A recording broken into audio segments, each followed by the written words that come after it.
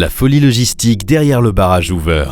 Mesdames et messieurs, rassemblez-vous pour un voyage dans le temps. Dans les années 1930, où se déroulait l'un des exploits d'ingénierie les plus remarquables du XXe siècle. Oui, vous avez bien deviné, nous parlons du barrage Hoover. Mais avant de plonger dans les détails, laissez-moi vous poser une question. Vous êtes-vous déjà demandé ce que cela pouvait représenter de construire une structure massive au milieu du désert brûlant, entourée de rien d'autre que de la roche et du sable? Eh bien, attachez vos ceintures, car aujourd'hui, nous allons explorer la folie logistique derrière la construction du barrage Hoover et comment les ingénieurs de l'époque ont surmonté les défis qui se dressaient sur leur chemin. Êtes-vous prêts à être émerveillés? Comme nous le savons tous, le barrage Hoover a été construit pendant la Grande Dépression, et son objectif était de contrôler le débit du fleuve Colorado et de fournir l'électricité dont les villes voisines avaient tant besoin. Ce barrage, qui porte le nom du président Herbert Hoover, allait non seulement fournir de l'énergie hydroélectrique et stocker de l'eau pour le sud-ouest des États-Unis, mais aussi être un symbole de l'ingéniosité et de la détermination américaine. Mais ce que la plupart des gens ignorent, c'est l'ampleur du projet et les défis que les ingénieurs et les ouvriers ont dû relever pendant sa construction. Commençons par l'un des plus grands défis, voulez-vous? Imaginez un groupe d'ingénieurs courageux, chargés de construire l'une des plus grandes prouesses techniques du XXe siècle, entourés de rien d'autre que la chaleur torride du désert, où les températures peuvent atteindre les 120 degrés Fahrenheit. C'est un défi de taille, mais ces ingénieurs n'avaient pas peur d'affronter la chaleur. Ils étaient déterminés à rendre l'impossible possible. Mais comment construire une structure massive au milieu du désert sans perdre la tête? La réponse est simple, il faut amener l'eau dans le désert. Et c'est exactement ce que ces ingénieurs ont fait. Ils ont créé un lac artificiel, le lac Mead, qui a non seulement fourni aux ouvriers une source d'eau indispensable, mais qui a également contribué à refroidir l'air autour du barrage. C'était un coup de génie, et ce n'était que le début des défis que ces ingénieurs et ouvriers allaient devoir relever. Mesdames et messieurs, la création du lac Mead n'était qu'un exemple de la détermination et de l'ingéniosité des ingénieurs et des ouvriers qui ont construit le barrage Hoover. Ils ont affronté la chaleur torride du désert et ont non seulement survécu, mais ils ont aussi prospéré. Ils ont construit l'une des plus grandes structures de tous les temps. Et leur héritage perdure, nous incitant tous à ne jamais abandonner, même lorsque les chances sont contre nous. Mais attendez une minute, comment ont-ils fait pour apporter tous les matériaux nécessaires à la construction d'une structure aussi massive? L'ampleur du projet était considérable, le barrage atteignant une hauteur impressionnante de 726 pieds et une longueur impressionnante de 1244 pieds. C'est l'équivalent d'un gratte-ciel de 60 étages dressé dans le désert. Comment diable ont-ils transporté tous les matériaux nécessaires à la construction de ce mastodonte? Eh bien, les ingénieurs de l'époque n'étaient pas intimidés par la tâche colossale qui les attendait. Ils ont résolu les problèmes et ils avaient un plan. Ils ont construit une ligne de chemin de fer reliant le site du barrage aux villes voisines, facilitant ainsi le transport des matériaux nécessaires à la construction de l'énorme structure.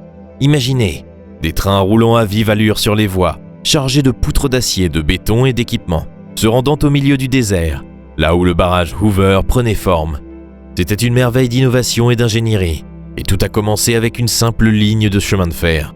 Et, comme si la chaleur et le transport des matériaux ne suffisaient pas, les ingénieurs ont dû faire face à un problème plus grave. Le site du barrage était situé près d'une ligne de faille active, ce qui signifiait que les travailleurs étaient exposés à un risque constant de tremblement de terre. Alors, comment les ingénieurs ont-ils assuré la sécurité des travailleurs et du barrage? Ils ont utilisé une technique spéciale appelée rideau de coulis, qui consiste à injecter un mélange de ciment et d'eau dans le sol pour le renforcer et prévenir les tremblements de terre. Maintenant, parlons des ouvriers. Imaginez travailler dans une chaleur torride, avec des températures atteignant les 120 degrés Fahrenheit.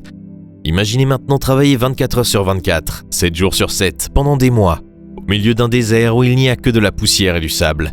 Telle était la réalité pour les plus de 21 000 hommes et femmes courageux qui ont construit le barrage Hoover. Mais comment ont-ils réussi à continuer? Comment ont-ils trouvé la motivation nécessaire pour continuer à travailler malgré les conditions extrêmes? Eh bien, les ingénieurs sont venus à leur secours. Ils ont construit une ville, Boulder City, juste à côté du site du barrage. C'était un endroit où les travailleurs pouvaient échapper aux conditions difficiles, trouver un repas chaud et rencontrer leurs collègues. C'était une lueur d'espoir au milieu d'un désert aride, et cela a permis aux travailleurs de garder le moral et de poursuivre leur travail malgré les difficultés. C'est un témoignage de l'esprit humain, de leur détermination et de leur résilience, que le barrage Hoover ait été achevé en 1936 et qu'il soit encore debout aujourd'hui, fournissant de l'électricité à des millions de personnes. Ces travailleurs étaient véritablement les héros de leur temps, et leur héritage ne sera jamais oublié. La construction du barrage Hoover était un défi monumental, mais les ingénieurs avaient une vision. Ils ont planifié méticuleusement chaque détail, s'assurant que chaque pièce s'adapterait parfaitement et résisterait à la force du fleuve. Les ouvriers, confrontés à des conditions difficiles, travaillaient 24 heures sur 24, 7 jours sur 7, bravant les tempêtes de poussière et la chaleur torride. Mais les ingénieurs avaient une astuce dans leur manche. Pour garder les travailleurs motivés et assurer leur survie, ils ont construit la ville de Boulder City près du site du barrage, leur fournissant nourriture, abri et un sens de la communauté. Ainsi, grâce à l'esprit inébranlable des travailleurs et au génie des ingénieurs, le barrage Hoover fut achevé en 1936. Aujourd'hui encore, il se dresse en symbole de la détermination et de la persévérance humaine face à l'adversité. Il fournit de l'électricité à des millions de personnes et témoigne de ce qui peut être accompli lorsque nous travaillons ensemble vers un objectif commun. Donc, vous l'avez les gars, l'histoire du barrage Hoover, un véritable chef-d'œuvre d'ingénierie et un témoignage de l'esprit humain.